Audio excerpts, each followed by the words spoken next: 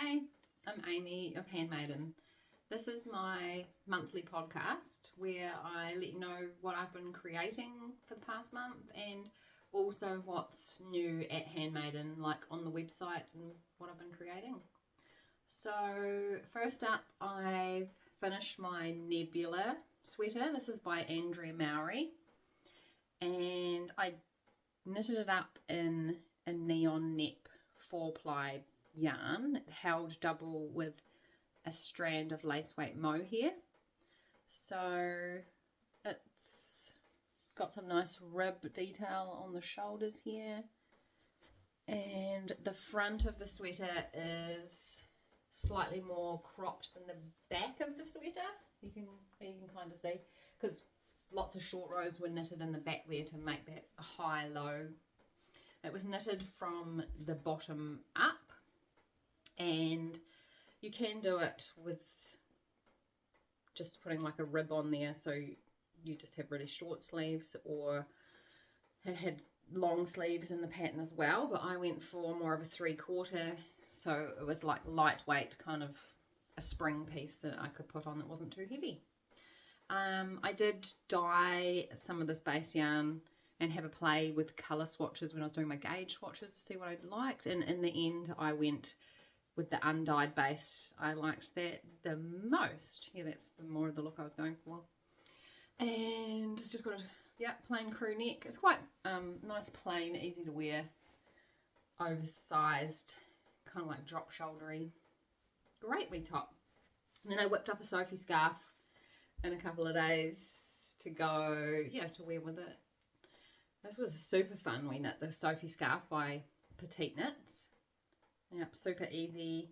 So it's garter stitch with a I-cord edge and a super fun bright pop of colour. I think I'm going to make some more of these, maybe for like Christmas gifts and stuff, and get lots of wear. I made the large size Sophie scarf so that you can actually do the double wrap,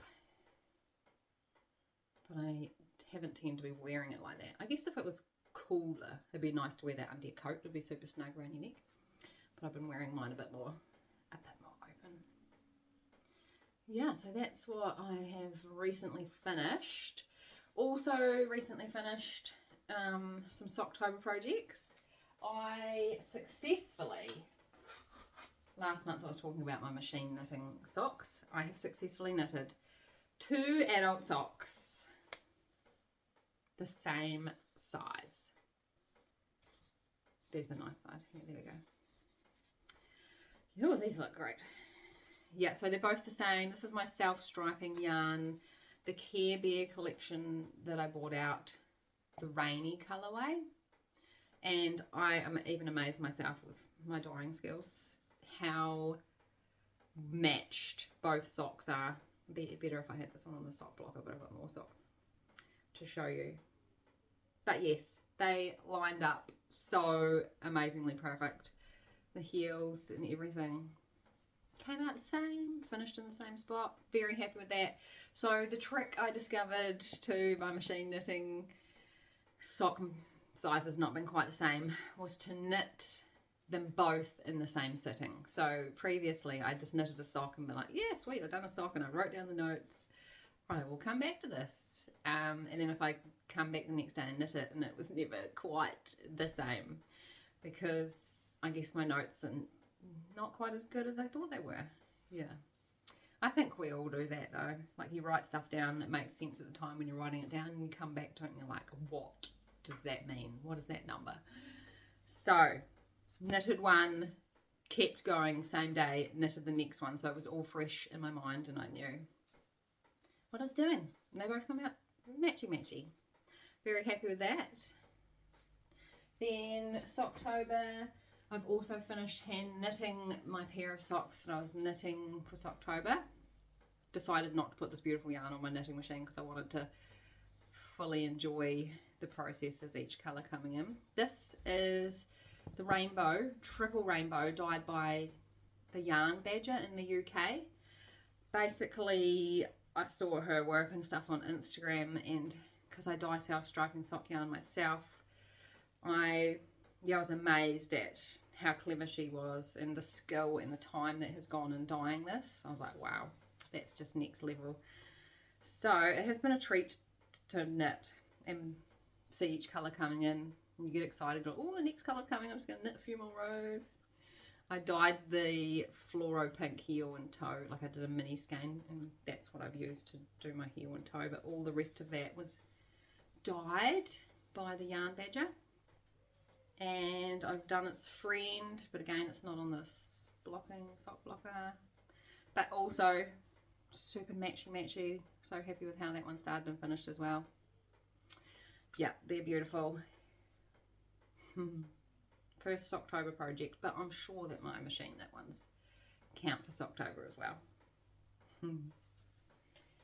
So what else is new? New for Handmaiden, new and exciting, is that we're now a Chiaogoo stockist. So I have been adding more and more products to the website. At the moment it's mainly the big needle sets that are on there, but they also have a yarn swift, a yarn butler, a nostopin, yeah, with scissors and tape measures. It's all on there, and I'm still adding more. It just takes time. So if there's anything that Chiaogoo that you do want that's not on the website, just reach out, like flick me an email or a message or something on social, and I can give you a price because I can get it all in. There is an amazing catalogue of stuff, and I'm excited to be able to now stock it so I can supply you with my favourite needles. So the sets I use all the time is the complete set of the stainless steel tips, and they're definitely a favourite of mine because the points are nice and long, so easy to pick up your stitches. So you have the smaller side of the set is a US 2 or a 2.75 millimeters right through to a US 8, so 5 millimeters, and then your more bulky side of the set is from a US 9, 5.5 millimeters, through to a US 15, which is 10 millimeters. And then all your wee cords are in there that comes with, so interchangeable. And also use these a lot, the wee shorties. This one especially gets lots of use for my sleeves and things like that, the wee blue one. The yellow is the more bulky shorties. And then these are more lace weight shorties, like super tiny needles like US 1, 2.25 millimeters. I use this one when I'm hand knitting my socks because I like to knit them in the round on the wee shorty needles rather than magic looping. But yeah, whatever works for you. Definitely recommend these for sleeves and stuff like that. Yes, those are my go-to that are in stock, all the wee sets. So if there's any needles, like you just wanted one particular needle size, or you just want to try the shorties and just try one of them, let me know and I can get that for you too. I wanted to show you the nostopin or a nest stick. These are super handy little wooden tools. I use them a lot with my supported spindles. So when I've spun something onto my supported spindle and then I want to ply it, I'll take it off into this beautiful little center pull ball so that then I can have a strand coming out the center and the strand from the outside to ply it together. But you can use your nostopin for any kind of center pull balls. You could put your commercial yarn on here or anything. You had a bit of yarn left over, just wind it on. There's plenty of room on there, so you could make a huge center pull ball. Yeah, super fun. Handy wooden stick. They're Chiaogoo as well. Currently on my needles is the Rosebud Shawl by Diana McDougall. Diana is Perfectly Imperfect Twists on Facebook and Instagram. And I met her at the Gore Open Day last weekend. I had a stall there, and Diana was wearing a beautiful shawl that fascinated me. The Rosebud Shawl. So this is her pattern, Rosebuds by Diana McDougall. And it's been knitted up in a colour pooling yarn. This one in particular is by Dreamfire Artisan Yarns. This is called Pink Pooling. So it is pretty much all grey, and then there is a wee pop of, like, this is like fluoro pink in there with a little bit of green bordering between the pink and the grey.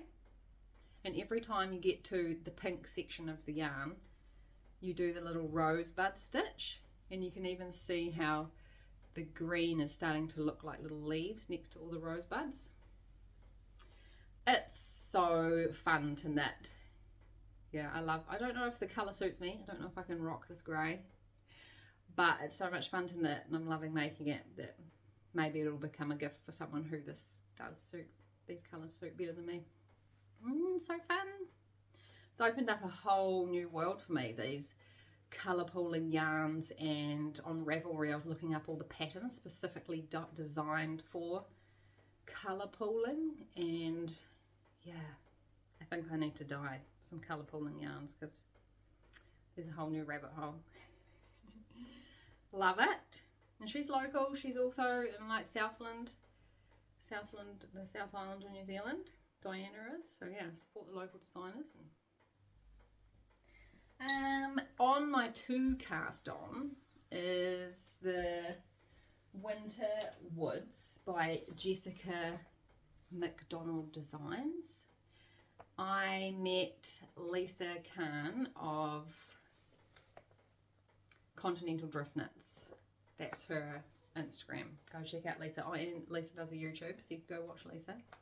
Lisa was at the Gore Open Day as well, and she was getting rid of some stash because we had a de-stash table, but before it even hit the table, I got some of this beautiful unspun yarn off Lisa. It's something I've always wanted to try knitting. I don't know. Yeah, so this is called Plate.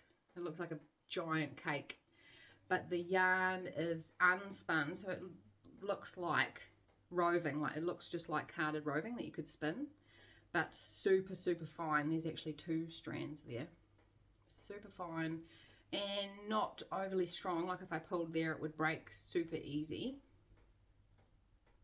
but it's so light and so soft. I can just, the garment that it makes must be so light and airy as well. Yeah, something I've always wanted to try. Make a sweater with this Icelandic style unspun yarn. I'll let you know how that goes. Looking forward to learning all about it. It might be a sweater, it might not. Yeah. Winter Woods by Jessica McDougall. I'll link all the patterns and stuff that I've talked about in the show notes before, so you can go check them out yourself if you like. Yes, I think that's going to be a learning curve. So also at Handmaiden, yeah, I've been dyeing a lot this past week. Like Lily's back at school now, so first week back after the school holidays, and I have spent the whole time she's been at school in the dye pots dyeing up all the advents. So the yarn advent and the fibre advent are now all dyed.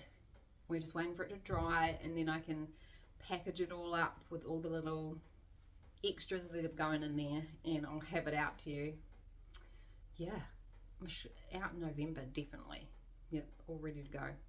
And while I was having fun dyeing, I was working on some mini sets. I'm going to take the mini sets along to the Arrowtown Market Labour Weekend, and then whatever's left over, I'll chuck it on the website. Or if you guys love these, I will do more, because I love minis.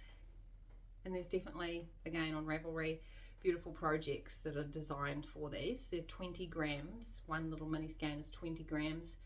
So there's 80 meters in there. And this is 4-ply sock yarn, but you don't have to use it for socks because it's soft, especially the sparkle base. That is so soft.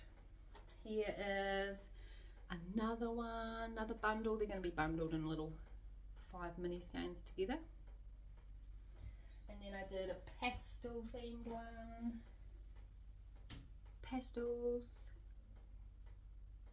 And awesome purple ones. Love this like fluoro purple one. Yeah, so they're lovely.